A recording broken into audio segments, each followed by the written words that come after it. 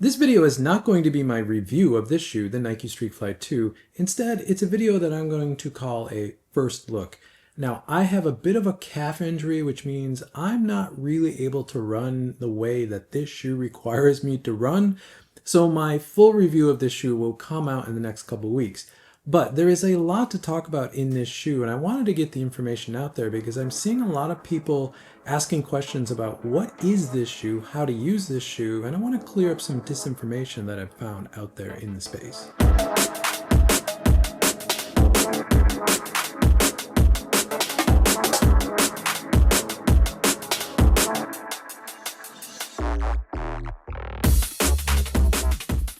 The first thing I wanted to cover is, if you loved this shoe, the Nike Streakfly 1, the original Streakfly, as I did, in fact, this is the shoe I started the channel on, and this is the exact pair I started the channel on, you're probably wondering, should I upgrade from this shoe to this shoe, the Nike Streakfly 2?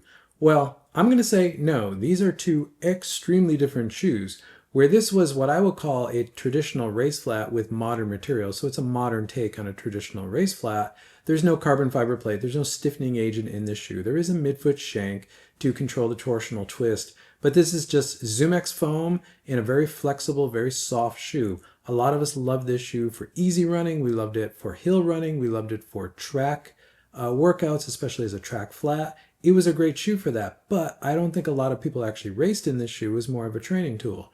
Whereas with the Streakfly 2, this shoe could not be any more different. This is now a full ZoomX midsole with a carbon fiber plate built on top of a track spike last, and you can see the size difference. These are both US men's size 9. This is based off a road shoe last. This is based off a track spike last. Extremely different types of shoes. The size of these two shoes is very different. The Streakfly 2 is a race shoe that you can use for key workouts, and I'll get to that in a bit. But this is truly a race shoe. You're not going to use this for easy running. You're not going to use this for casual running. This is not a shoe for that. This is a dedicated speed shoe, and it is very different from the original Streakfly. The second thing I want to clarify is that I'm seeing a lot of people saying that the Streakfly 2 now is really just a lower stack, stripped down Vaporfly 4, and that actually couldn't be further from the truth. If we look at the specs of these two shoes, you can begin to see the differences. Yes, the Streakfly 2 does have a lower stack, but that's not the full story. The drop is lower in the shoe, and yes, there is a actual drop in the shoe. There isn't a negative drop in the Streakfly 2, and I'll get to that in a moment. But the weight of the Streakfly 2 is considerably less than the Vaporfly 4, and the Vaporfly 4 is the lightest Vaporfly yet. But the track spike last that the Streakfly 2 is built on is really the big difference here. It gives you a much more aggressive geometry. While both of these shoes are full ZoomX midsoles and a low plate configuration, that aggressive track spike geometry of the Streakfly 2 really makes a difference, including the very aggressive toe spring in the shoe. So the real comparison of the Streakfly 2 really is this shoe, the Nike Dragonfly 2, their distance track spike. And if you look at the specs of these two shoes, this is where you can see that the Streakfly 2 really is a track spike. The weight of the Streakfly 2 is even less than the Dragonfly 2, which is pretty crazy. It's 15 grams less, and that tells you just how lightweight the Streakfly 2 is. Both these shoes are full ZoomX, but the Streakfly 2 has a carbon fiber plate, where the Dragonfly 2 has a PBEX spike plate that runs through the heel to toe of the shoe. Though there is a Dragonfly 2 Elite that does have a carbon fiber plate, and I would suspect that that actually feels very similar to the Streakfly 2. And if you look at this footage of having a Streakfly on one foot and a Dragonfly on the other, you can see that the way these two shoes actually engage the track is very similar. That geometry, again, is a big deal. When I'm up on my toes, which is where you need to be in a track spike to effectively engage the forefoot of that shoe, which is what a track spike is designed to do, you can see that both these shoes are really engaging the track in the same way. And the shoe that the Streakfly 2 reminds me the most of, just how it feels in hand and it feels on foot, is this shoe, the Nike Streak LT from 2018. Now this was the original track spike for the road. This was an even more stripped down Streak shoe, which was their race flat at the time, really meant for training on the track, interval work, California style cross country, really everything in between. And what's really fascinating here is that if you look at the relationship of the Streakfly 2 with the Vaporfly 4, that is very much the way the Streak LT 4 related to the Streak 7. And there were various versions of the Streak LT and the Streak, but the relationship is there. Nike really has not had this relationship. The Streakfly 2 really is a track spike for the road and not a stripped down road shoe. And that really is going to dictate how you're going to use this shoe and really who can run in this shoe. And to explain this, let's talk about the importance of track spike geometry. If we take the Streakfly 2 and we put it on a flat surface, we get this. It looks like there's a negative drop in the shoe, though as I pointed out from the specs, there actually isn't. There's a formula drop in the shoe.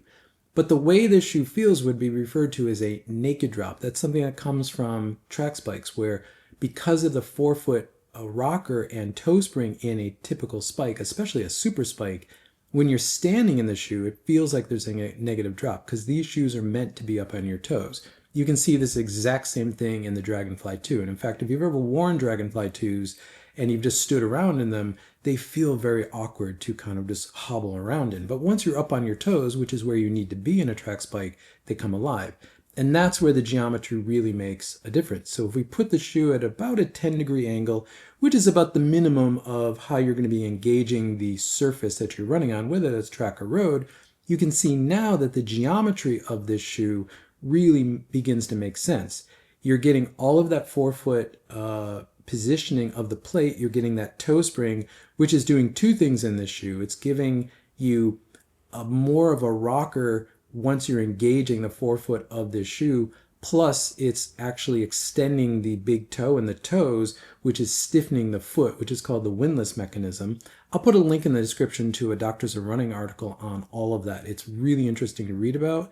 But now this shoe is really stiffening up your foot, really engaging the full rocker of the shoe. So as you're running in this shoe at high speeds, you're getting a stiffer foot that's able to actually transition over the speeds better. And you see this exact same thing in the Dragonfly 2 track spike. And again, if you look at these two on foot, you can see how they're engaging the track surface in the same way. Very similar shoes. Whereas if we go to the Vaporfly, because that's a road shoe, when that is flat on the ground, you're actually feeling the drop. The Vaporfly 4 having a 6mm drop, which is a big change in this shoe. I'll talk more about that in my Vaporfly 4 content. But when you're engaging the ground in the Vaporfly, you're coming at it at a bit of a less angle of attack, and now you're engaging that full forefoot rocker and that low plate configuration. So it's just a very different dynamic in how you're interfacing the ground. So what that means is this is a track spike. So if you're a forefoot striker, you're going to have no problem in this shoe. In fact, if you've ever run in track spikes and you're a forefoot striker, you're going to immediately put this shoe on and you're going to know exactly what the shoe's for and how to run in the shoe. It's going to feel very natural. However, if you're a heel striker and you've never run in track spikes, this is probably not going to be the shoe for you unless you can learn to run on your forefoot, which for a track spike is where you need to be. Now, if you're just buying this shoe to go run on the road, this is not going to work for you as a heel striker. I would forget this shoe exists as a heel striker. As a midfoot striker, you may get a little bit more out of that, but I do think as a midfoot striker, because of the geometry and how aggressive the forefoot of this shoe is, it's probably going to pitch you up on your toes quite a bit more. People always talk about how track spikes kill your calves. They put a lot of pressure on you. Those are people that are not used to running on their forefoot, so they're not naturally forefoot strikers. Midfoot strikers are going to probably feel that a bit more in this shoe. A heel striker is just going to feel very foreign in the shoe. It's not going to work. Now, if you are a heel striker in road running, but you do have a background in running in track spikes or flats on the track, you may be able to figure out how to work in this shoe. If you're a heel striker who does track workouts in, say, a Dragonfly, this is going to feel very similar to that, and you're going to be able to kind of work around that however you actually figure out to be able to run in the Dragonfly 2. And now for the 2025 Nike Road Racing lineup, the Streakfly 2 really completes this. The Vaporfly 4 really is meant to be the all-rounder. I see a lot of people saying that it's only for up to a half marathon or maybe 10K. That couldn't be further from the truth. The Vaporfly 4 has always been Nike's all-rounder, any road racing distance, and the Vaporfly 4 will continue that. You can go for the shorter stuff, you can go for the longer stuff. But the Streakfly 2 is a shoe that's really been missing from the Nike road racing lineup since the Streak LT was discontinued. This is that more aggressive shoe for those shorter distances. I think most runners are going to use it for 5K and under. I think once you get to the 5K, particularly the 10K, I think that's where it's going to be probably a lot of runners, unless you have very efficient form or come from a track background, the Vaporfly 4 is probably going to be the faster shoe in that option. However, for the road mile and anything less than that, including 200s, 300s, 400s, 600s, 800s, whether that's training or racing, the Streakfly 2 is going to be the faster option. And then on the higher end, where the half marathon and full marathon are considered, the Alphafly 3 really is Nike's long distance full marathon shoe. However, the Vaporfly 4 is going to work just fine in there.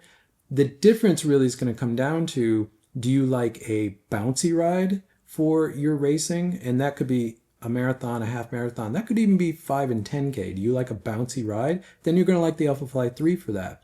Or do you want a rolling ride for that racing? You're going to like the Vaporfly 4. So now Nike has a full short distance to full marathon distance road racing option, and they have a rolling versus bouncing feel as well.